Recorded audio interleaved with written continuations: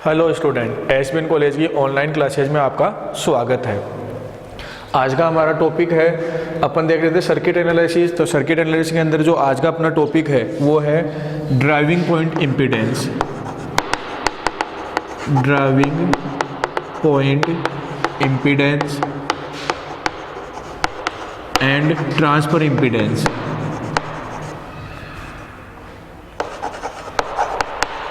Transfer impedance मतलब driving point परिचालन बिंदु प्रतिबाधा, और ट्रांसफर इम्पीडेंस मतलब अंतरित प्रतिबाधा। तो ड्राइविंग पॉइंट इम्पीडेंस है उसी का दूसरा नाम, इसी को अपन इनपुट इम्पीडेंस भी कहते हैं, मतलब निवेशी प्रतिबाधा। ड्राइविंग पॉइंट इम्पीडेंस या इनपुट इम्पीडेंस, और साथ में है ट्रांसफर इम्पीडेंस मतलब अंतरित प्रतिबाधा। तो ये होती क्या है वो देखना है। तो अपन इसके लिए बात करेंगे सबसे पहले एक नेटवर्क की। तो नेटवर्क को अपन इलेक्ट्रॉनिक्स के अंदर रिप्रेजेंट कैसे करेंगे? एक बॉक्स के द्वारा रिप्रेजेंट कर सकते हैं नेटवर्क को। ये अपना जिसके अंदर नेटवर्क, मैंने ये बता दिया कि एक नेटवर्क है। नेटवर्क का मतलब कि इसके अंदर बहुत सारे इलेक्ट्रॉनिक सर्किट है जिनके अंदर अपने electronic component, for example RLC battery, diode इत्यादि बहुत सारे कंपोनेंट है वो इसमें जुड़े हुए हैं। तो इस जो नेटवर्क है उस नेटवर्क में टर्मिनल्स हो सकते हैं। टर्मिनल्स अगर 2 पेयर बना दूं मैं टर्मिनल्स के, ये वाले 2 पेयर हो गए, तो 2 पेयर मतलब 4 टर्मिनल, तो ये हो गए इनके टर्मिनल। तो अगर इन टर्मिनल के अंदर इनपुट के अंदर मैं कोई सोर्स लगा देता हूँ, तो ये मैंने इनपुट में एक सोर्स लगा दिया। आउटपुट है तो आउटपुट टर्मिनलों के बीच में एक लोड लगा दूँ, आउटपुट टर्मिनलों के बीच में एक लोड। तो इस स्थिति में जो ये नेटवर्क बन रहा है, इस नेटवर्क के व्यवहार को बताने के लिए अपने पास में कुछ क्वांटिटी होगी, कुछ राशियाँ होगी। फॉर एग्जाम्पल इसके ऊपर वोल्टेज यहाँ पे होगा, इन टर्मिनलों के बीच में वोल्टेज E1 अपन दर्शा सकते हैं। करंट है यहाँ पे I1 करंट कह सकते हैं। जो आउटपुट टर्मिनल है या लोड है, उस लोड के ऊपर वोल्टेज है वो अपन E2 के द्वारा रिप्रेजेंट कर सकते हैं। इसके अलावा आउटपुट के अंदर जो करंट है वो I2 के द्वारा रिप्रेजेंट कर सकते हैं। तो जो नेटवर्क है अपना, इस नेटवर्क के अंदर 4 क्वांटिटीज हो गई, E1 I1 E2 I2। 4 quantities कौन सी है? E1 I1 E2 I2। तो इस नेटवर्क को अपन इन 4 क्वांटिटीज के रूप में अपन रिप्रेजेंट करेंगे। अब ये है क्या क्या? E1 I1 E2 I2। तो E1 I1 तो क्या है? इनपुट वोल्टेज और इनपुट करंट। E2 I2 क्या है? आउटपुट वोल्टेज और आउटपुट करंट। मतलब इसको मैं E1 ये कह सकता हूँ input voltage, I1 input current, E2 output voltage और I2 आउटपुट करंट। तो ये 4 क्वांटिटीज हो चुकी है अपने पास में। तो किसी भी नेटवर्क को या नेटवर्क का एनालिसिस करना है, सर्किट एनालिसिस करना है, तो अपन ये 4 क्वांटिटीज ले सकते हैं नॉर्मली, कि इनपुट में कोई सोर्स लगा दिया, आउटपुट में लोड लगा दिया नेटवर्क के अंदर, तो E1 I1 E2 I2 ये क्वांटिटीज हो गई। अब बात करें अपन इनपुट इम्पीडेंस या ड्राइविंग पॉइंट इम्पीडेंस। तो सबसे पहले इनपुट इम्पीडेंस का मतलब देखते हैं। इनपुट इम्पीडेंस का मतलब कि जो इनपुट टर्मिनल है, इनपुट टर्मिनल ये वाले, तो इनके मध्य की प्रतिबाधा, निवेशी टर्मिनलों के मध्य की प्रतिबाधा वो क्या होगी निवेशी प्रतिबाधा। लेकिन होगी क्या? तो निवेशी टर्मिनलों के मध्य की प्रतिबाधा वो रिप्रेजेंट की जाएगी ZI के द्वारा रिप्रेजेंट कर सकता हूं मैं, कि Z इनपुट वो रिप्रेजेंट की जाएगी निवेशी वोल्टता मतलब E1 और निवेशी धारा I1। Z इनपुट क्या होगा कि निवेशी वोल्टता E1 और निवेशी धारा I1 का अनुपात। और ये अनुपात कब? जब नेटवर्क के अंदर या परिपथ के अंदर अन्य सभी वोल्टता स्रोतों को हटाकर उन्हें उनकी आंतरिक प्रतिबाधा से प्रतिस्थापित कर दिया जाए। तो कंडीशन क्या होगी कि जो अदर सोर्स है, अदर जितने भी सोर्स है इनपुट सोर्स के अलावा, उन अदर सोर्स को उनकी इनपुट इम्पीडेंस के रिप्लेस कर देना है। अदर सोर्स को उनकी इनपुट इम्पीडेंस से रिप्लेस कर देना है, रिप्लेस। तो डेफिनेशन क्या दें, निवेशी प्रतिबाधा निवेशी टर्मिनलों के ऊपर निवेशी वोल्टता E1 व निवेशी धारा I1 का अनुपात, जबकि अन्य सभी वोल्टता स्रोतों को हटाकर उनकी आंतरिक प्रतिबाधा से प्रतिस्थापित कर दिया जाए। तो उस स्थिति में यह अनुपात क्या कहलाता है, इनपुट इम्पीडेंस कहलाता है, मतलब निवेशी प्रतिबाधा कहलाएगा। इसके अलावा निवेशी प्रतिबाधा है तो निवेशी प्रवेश्यता मतलब इनपुट एडमिटेंस। तो अपन जानते हैं एडमिटेंस क्या होती है, इम्पीडेंस की अपोजिट होती है। तो इनपुट एडमिटेंस को अपन क्या लिख सकते हैं, वाई आई के द्वारा। तो इम्पीडेंस का अपोजिट कर दें तो वो क्या बनेगा, I1 बटा E1। साथ में कंडीशन वही है, ये वाली कंडीशन, मतलब अदर सोर्स जितने भी हैं उनको हटाकर उनकी आंतरिक प्रतिबाधाओं से प्रतिस्थापित कर देना है। तो उस स्थिति में I1 बटा E1 वो क्या कहलाएगा, इनपुट इम्पीडेंस कहलाता है। तो ZI या Zin वो क्या हो गया, निवेशी टर्मिनलों के ऊपर जो प्रतिबाधा महसूस हो रही है वही प्रतिबाधा क्या कहलाती है, इनपुट इम्पीडेंस कहलाती है। अब मान लेते हैं कि अपने पास में सर्किट नेटवर्क है, तो नेटवर्क में बहुत सारे लूप हो सकते हैं। तो लूप होंगे तो कोई जेवा लूप है तो उस जेवे लूप के अंदर उसकी वोल्टता EJ, अगर बहुत सारे लूप है और लूप का नाम दे दिया मैंने कोई जेवा लूप, तो जेवे लूप की वोल्टता EJ और जेवे लूप में जो करंट है IJ, दोनों का अनुपात क्या कहलाता है, इनपुट इम्पीडेंस कहलाएगा। अगर लूप बहुत सारे हैं तो उस स्थिति में अपन इसको इस प्रकार से रिप्रेजेंट कर सकते हैं। इसके अलावा तो ये तो हो गए इनपुट इम्पीडेंस या ड्राइविंग इम्पीडेंस या इनपुट एडमिटेंस, इनकी बातें हो चुकी है। अब बात करें ट्रांसफर इम्पीडेंस। तो ट्रांसफर इम्पीडेंस अंतरित प्रतिबाधा, इसी के अंदर देखते हैं अपन सेकंड, ट्रांसफर इम्पीडेंस। तो सबसे पहले ट्रांसफर का मतलब क्या होगा, एक जगह से दूसरी जगह पे जाना। सिंपल सा एक ट्रांसफर शब्द का बेसिक अर्थ देखें कि एक पॉइंट से दूसरे पॉइंट पे जाना या एक जगह से दूसरे जगह पे जाना। यहाँ पे अपने इलेक्ट्रॉनिक्स या इस नेटवर्क के रिलेशन में क्या होगा कि अपने पास में कोई भी नेटवर्क है, उस नेटवर्क में बहुत सारे लूप बने हुए हैं। जैसे मान लो फॉर एग्जांपल मैं ये वाला ले लेता हूँ कि यहाँ पे मैंने एक सोर्स लगा दिया, कुछ रेजिस्टेंस इम्पीडेंस लगी हुई है, कुछ एक सिंपल सा नेटवर्क है ऐसा, ये Z1 Z2 Z3, ये मैंने ZR लोड रेजिस्टेंस कह दिया, सोर्स लगा हुआ है। तो मान लेते हैं कि ये दो लूप बन गए। लूप एक पहला लूप ये रहा, दूसरा लूप ये रहा। पहले लूप के अंदर अपन ने क्या किया है, एक वोल्टेज सोर्स लगाया है। इस वोल्टेज सोर्स के कारण से पहले लूप में भी करंट होगी और दूसरे लूप में भी करंट होगी। तो इस सोर्स के कारण से दूसरे लूप में जो करंट प्रवाहित हो रही है, तो इस वोल्टता और दूसरे लूप में जो करंट है उन दोनों का जो अनुपात है वो क्या कहलाएगा, ट्रांसफर इम्पीडेंस कहलाता है। और साथ में कंडीशन वही होगी जो इनपुट इम्पीडेंस के लिए देखी अपन ने। क्या कंडीशन देखी थी कि अन्य जितने भी वोल्टेज सोर्स है उनको हटाकर उनकी आंतरिक प्रतिबाधाओं से प्रतिस्थापित कर देना है।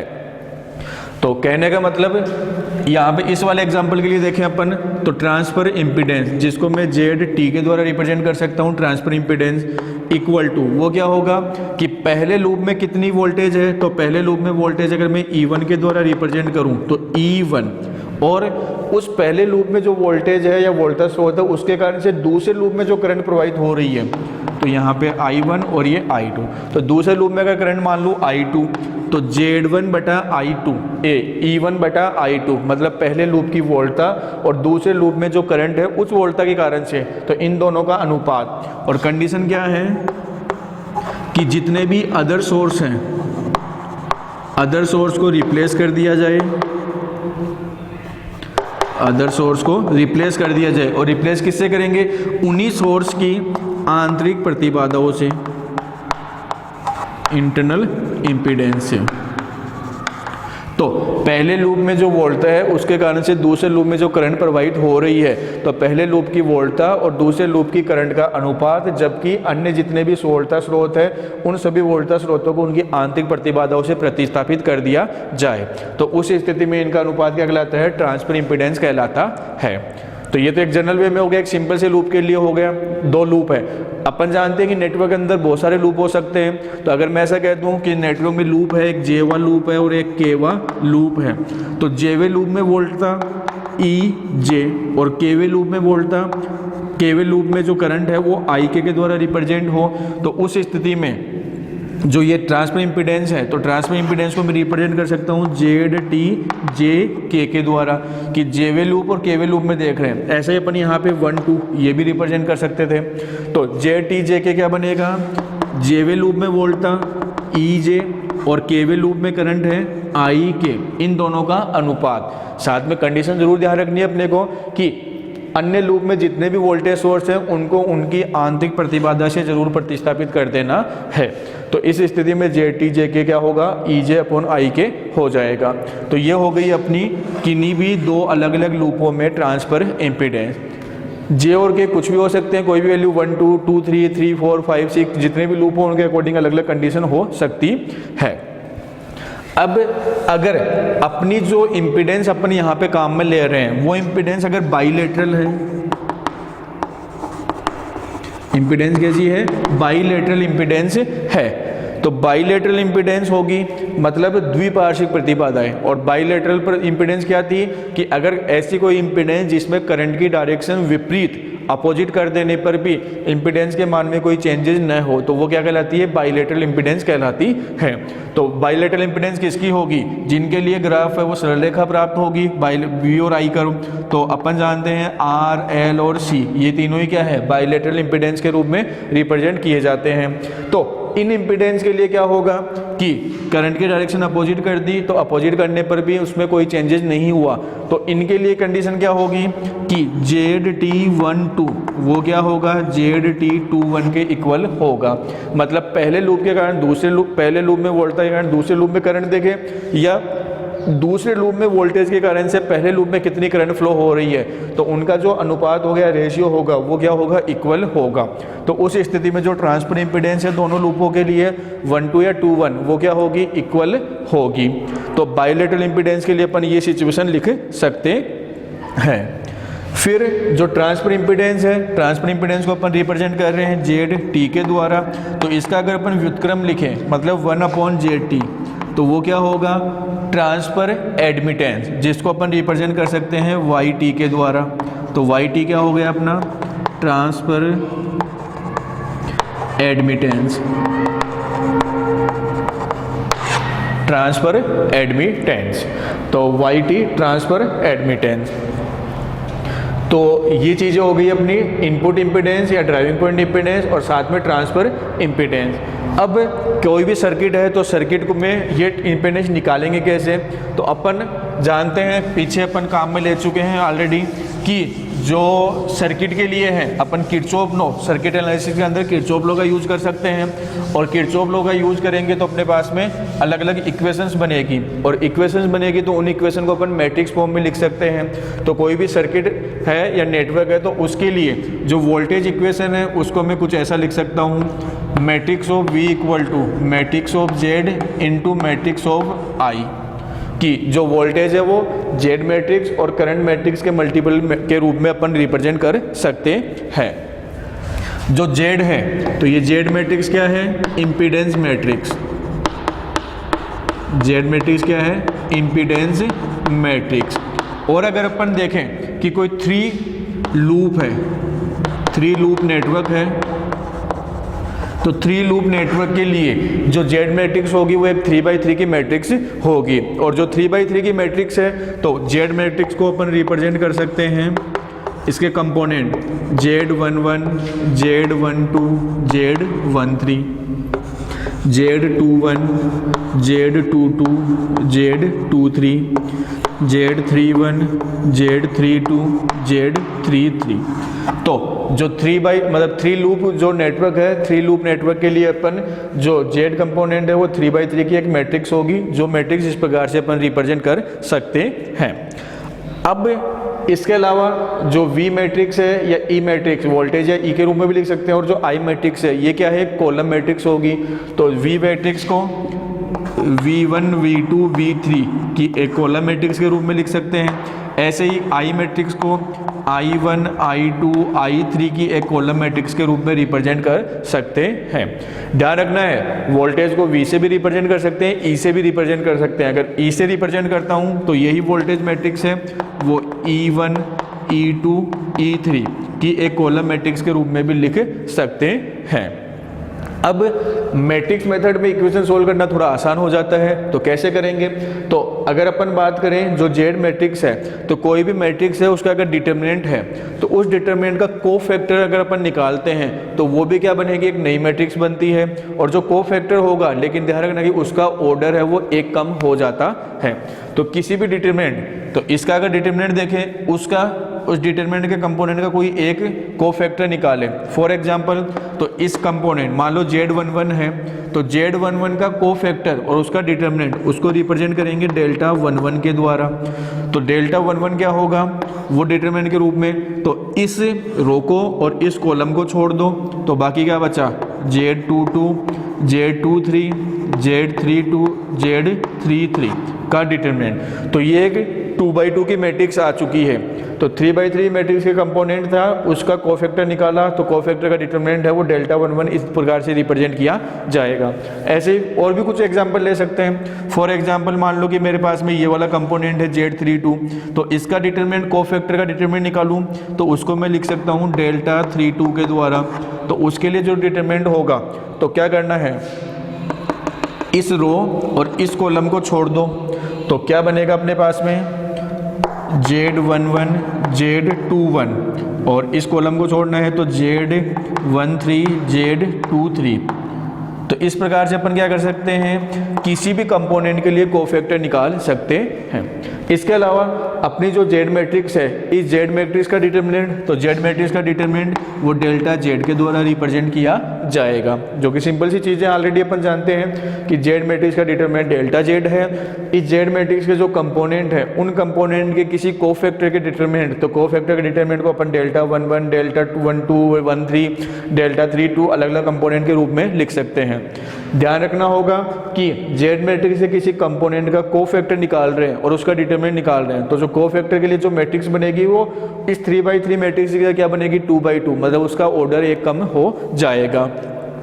तो अगर अपन ये वैल्यू कैलकुलेट कर लेते हैं कि डेल्टा जेड और डेल्टा 11, डेल्टा 32 वगैरह वगैरह कोफैक्टर की वैल्यू कैलकुलेट कर सकते हैं, तो उस स्थिति में जो इनपुट इम्पीडेंस होगी किसी भी लूप के लिए, तो मान लेते हैं कि मेरे पास में कोई R1 लूप है, आरत लूप है, तो इस आरवे लूप के लिए जो इनपुट इम्पीडेंस जेड आरवे लूप के लिए और इनपुट इम्पीडेंस, तो वो अगर इन मैट्रिक्स के रूप में अपन देखना चाहें तो उसको रिप्रेजेंट कर सकते हैं अपन delta Z upon delta R. जो इनपुट इम्पीडेंस होगी वो क्या होगी, जेड आर इन, मतलब इनपुट इम्पीडेंस, आर मतलब आरवे लूप, तो आरवे लूप की इनपुट इम्पीडेंस वो होगी delta Z upon delta are. Delta Z जो जेड मैट्रिक्स है उस जेड मैट्रिक्स का डिटर्मिनेंट है डेल्टा आर मतलब जो आर वाला लूप है, जिस भी लूप की बात कर रहे हैं, तो उस लूप के लिए जो उसका कंपोनेंट का कोफैक्टर होगा उसका डिटर्मिनेंट है वो है डेल्टा आर।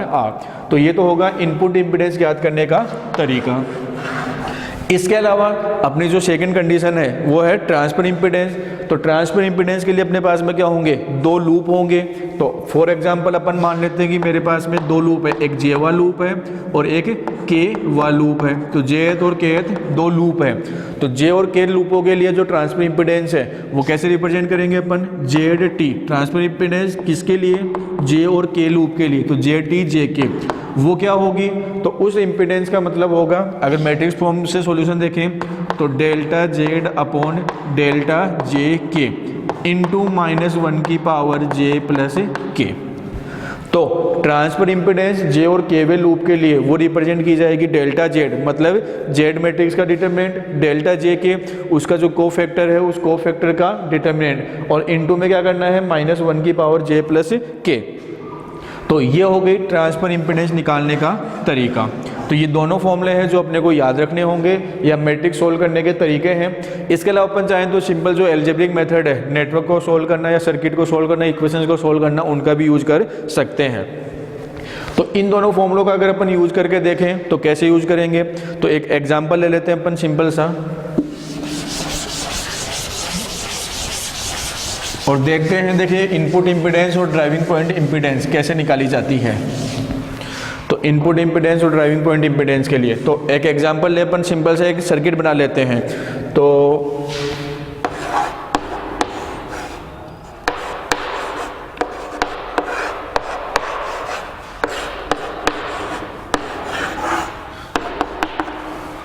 इसके अलावा एक लोड लगा देते हैं, ये वाली सिचुएशन अपने पास में। तो Z1, Z2, Z3 और ZR, तो ये दोनों फॉर्मूले जो अपन यूज करेंगे।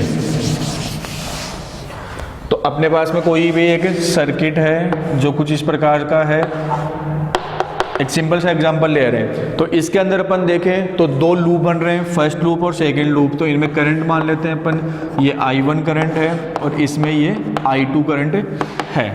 तो ये वाली सिचुएशन है।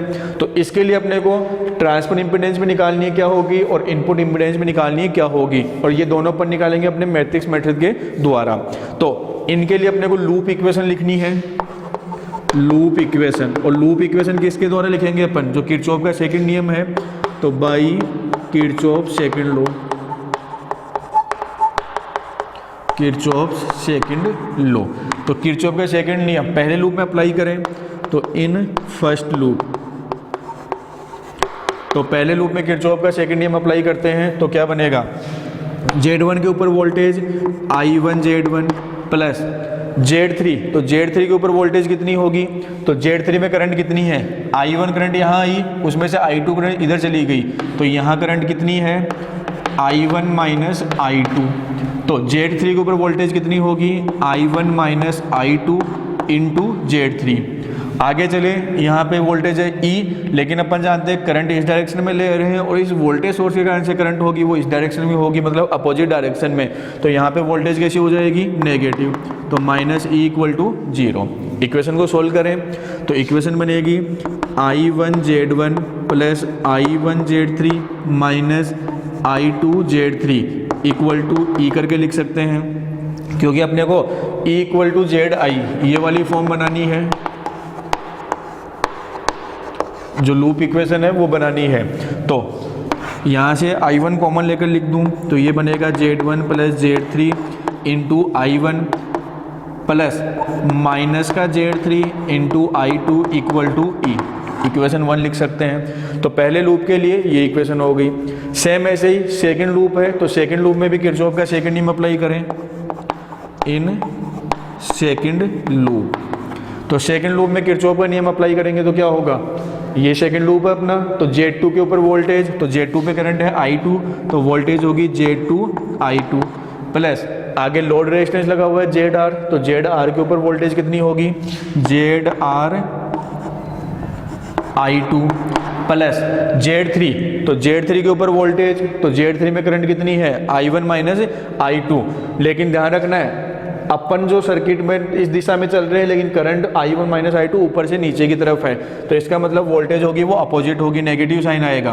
तो नेगेटिव साइन आएगा तो minus Z3 into I1 minus I2 equal to 0। Total voltage है वो 0 है।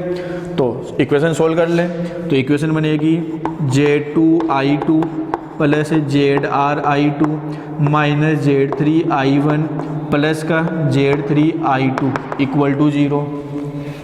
तो ये इक्वेशन क्या बनेगी अपने पास में, कॉमन ले लें तो I1 वाली टर्म को लिखे सबसे पहले, तो माइनस का Z3 इंटू I1 प्लस बाकी की जितनी भी टर्म है उनसे I2 कॉमन आता है, ये वाली और ये वाली टर्म। तो इनसे अगर I2 कॉमन लेकर लिखें अपन, तो I2 कॉमन लेंगे तो यहाँ बनेगा Z2 Z3 और ZR, तो Z2 plus Z3 plus ZR into I2 equal to 0 और इक्वेशन नंबर 2। तो जो इक्वेशन 1 और इक्वेशन 2 इन दोनों को मैट्रिक्स फॉर्म में लिख सकते हैं। तो इन दोनों को अगर मैट्रिक्स फॉर्म में लिखेंगे तो मैट्रिक्स क्या बनेगी अपनी, दो लूप है तो 2/2 की मैट्रिक्स के फॉर्म में बनेगा E0। जो Z मैट्रिक्स है कॉलम मैट्रिक्स हो गई E और 0, यहाँ पे E है और यहाँ पे 0 कॉलम मैट्रिक्स की। और जो Z मैट्रिक्स है उसकी बात करूँ तो I1 के लिए है Z1 प्लस Z3, I2 के लिए है माइनस Z3 इस वाले इक्वेशन में देखें तो I1 के लिए वैल्यू है Z माइनस का Z3 और I2 के लिए वैल्यू है Z2 plus Z3 plus ZR। ये 2/2 की एक Z मैट्रिक्स हो गई, प्रतिबाधा मैट्रिक्स। मल्टीप्लाई में क्या होगा, I की कॉलम मैट्रिक्स, तो I1 और I2। तो अपने पास में ये बन चुका है। तो इक्वेशन 1 और 2 जो लूप इक्वेशन थी, उन लूप इक्वेशन को अपन ने मैट्रिक्स फॉर्म में वैल्यू रख ली है।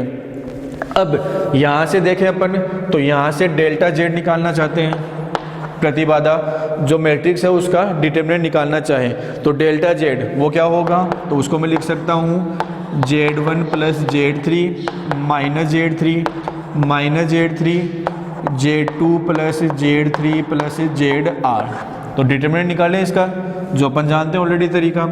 तो delta Z equal to Z1 plus Z3 multiply होगा Z2 plus Z3 plus ZR से, माइनस Z3 प्लस का Z3 स्क्वायर होगा, लेकिन ऑलरेडी माइनस है तो माइनस का Z3 स्क्वायर। सोल्व करते हैं इसको, मल्टीप्लाई करवाओ। तो मल्टीप्लाई करें तो क्या बनेगा, delta Z equal to Z1 Z2 plus Z1 Z3 plus Z1 ZR plus Z2 Z3 plus Z3 square plus Z3 ZR और माइनस का Z3 स्क्वायर। तो माइनस का Z3 स्क्वायर प्लस का Z3 स्क्वायर कैंसिल आउट हो जाएगा। इसके अलावा Z1 Z2 Z1 Z3 और Z2 Z3 ये तीनों टर्म एक जैसी ही हैं। इसके अलावा ये जो दोनों टर्म हैं इनसे ZR कॉमन लेकर लिख सकते हैं। तो रीअरेंज कर दूं मैं इक्वेशन को फिलहाल, तो डेल्टा जेड इक्वल टू क्या बनेगा, Z1 Z2 plus Z2 Z3 plus Z1 Z3। ये तो तीनों इक्वेशन लिख दी। जो डबल अंडरलाइन किया है मैंने, तो उनसे ZR अगर कॉमन ले लूँ तो यहाँ बचेगा Z1 और यहाँ बचेगा Z3, तो इनटू ZR, ये ZR कॉमन लेकर लिख दिया है। तो ये तो हो गया अपने पास में डेल्टा जेड, मतलब जो Z मैट्रिक्स है उस Z मैट्रिक्स का डिटरमिनेंट अपन ने निकाल लिया है। अब जो ट्रांसफर इम्पीडेंस है, तो ट्रांसफर ये पहले इनपुट इम्पीडेंस, तो इनपुट इम्पीडेंस निकालने के लिए अपने को डेल्टा 11 और चाहिए। तो डेल्टा 11 मतलब इस वाले कंपोनेंट का कोफैक्टर। तो डेल्टा 11 क्या होगा अपने पास में, तो इस वाले कंपोनेंट का कोफैक्टर। ध्यान रखना है अपनी जो Z मैट्रिक्स है वो क्या है, 2/2 की मैट्रिक्स है। और मैं ऑलरेडी बता चुका हूँ कि 2/2 की मैट्रिक्स है तो उसका अगर अपन कोफैक्टर निकालते हैं तो उसका ऑर्डर क्या होगा, 1, मतलब 1/1 बनेगा। तो यहाँ पे डेल्टा 11, तो डेल्टा 1 इसके कंपोनेंट का कोफैक्टर, तो ये रो और ये कॉलम हटा देंगे तो क्या बनेगा अपने पास में, Z2 plus Z3 plus ZR। तो यही अपना क्या है, कोफैक्टर हो गया और यही इसका डिटरमिनेंट भी होगा। तो अपनी जो ट्रांसफर इनपुट इम्पीडेंस थी उसकी डेफिनेशन क्या दी थी अपन ने, या उसके लिए क्या फॉर्मूला बनाया था,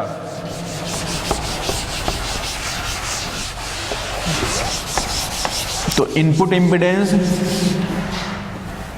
पहले लूप की, तो पहले लूप में होगा Z1 इन, तो अपने जो फॉर्मूला था वो था डेल्टा जेड अपॉन डेल्टा 11, ये बनेगा।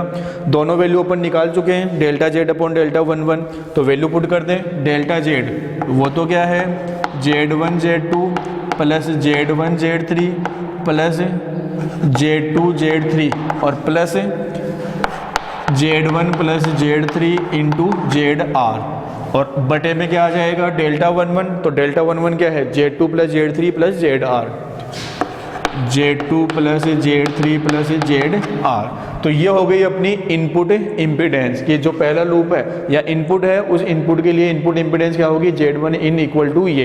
तो ये अपन मैट्रिक्स मेथड से ऐसा निकाल सकते हैं। इसके अलावा बात करूँ मैं ट्रांसफर इम्पीडेंस की, तो ZT ट्रांसफर इम्पीडेंस 1-2 लूप की निकालेंगे, ZT 1-2, क्योंकि 2 लूप थे अपने पास में जो सर्किट बनाया था अपन ने उसमें। तो वो क्या होगा, delta Z upon delta 1-2 into -1 की पावर J प्लस के, मतलब 1 प्लस 2। अपन ने फॉर्मूला लिखा था ZT JK इक्वल टू -1 की पावर J प्लस के into delta Z upon delta JK। ये वाला फॉर्मूला था अपना ट्रांसफर इम्पीडेंस के लिए। तो ट्रांसफर इम्पीडेंस के लिए तो यही ZT 1-2 equal to delta Z upon delta 1-2 into -1 की पावर 1 प्लस 2, क्योंकि J और K, तो J और K की वैल्यू है 1 और 2, पहला लूप और दूसरा लूप। तो अपने को क्या चाहिए यहाँ पे, डेल्टा जेड जो ऑलरेडी अपन ने कैलकुलेट कर लिया है ये वाला, और डेल्टा 1-2, तो डेल्टा 1-2 मतलब 12 जो कंपोनेंट है Z11 Z12, इस 12 कंपोनेंट का कोफैक्टर, तो इस 12 कंपोनेंट का कोफैक्टर क्या होगा, ये वाला माइनस का Z3। तो यहाँ पे अपन क्या लिख सकते हैं कि जो डेल्टा 12 है वो क्या है, माइनस का Z3। ये डेल्टा 12 हो गया और डेल्टा Z ऑलरेडी अपने पास में ये है, तो इन दोनों का रेशियो, तो इक्वेशन क्या बनेगी, तो सो ZT12 इक्वल टू, देखो -1 की पावर 1 + 2 तो -1 ही बनेगा, इनटू डेल्टा Z, तो डेल्टा Z का मतलब है Z1 Z2 plus Z2 Z3 plus Z1 Z3 plus Z1 plus Z3 into ZR बटा डेल्टा 12, तो डेल्टा 12 क्या है, माइनस का Z3 माइनस का Z3, तो ये माइनस कैंसिल आउट हो जाएगा या प्लस हो जाएगा। तो फाइनली जो ट्रांसफर इम्पीडेंस है पहले और दूसरे लूप की अंतरित प्रतिबाधा ZT12 वो क्या बनेगा, Z1 Z2 plus Z2 Z3 plus Z1 Z3 plus Z1 plus Z3 into ZR और बटे में Z3। तो ये हो गई अपनी ट्रांसफर इम्पीडेंस और ये थी अपनी इनपुट इम्पीडेंस, जो सिंपल सा मेथड है। तो आज के लिए इतना ही, धन्यवाद।